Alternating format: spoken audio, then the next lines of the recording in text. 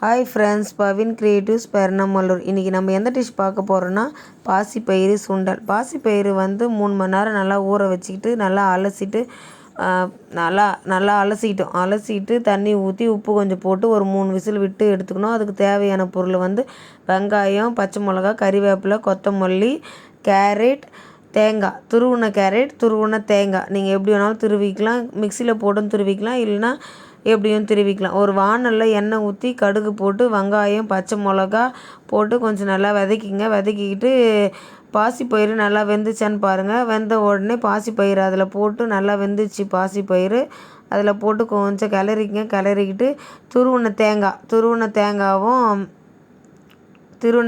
போட்டு கொஞ்சம் கிளறிக்கிட்டு கறிவேப்பிலை கொத்தமல்லியும் போடணும். அப்புறம் துருவின கேரட் போட்டு எடுத்தால் பாசிப்பயிறு சுண்டல் ரெடி. Evening snacks.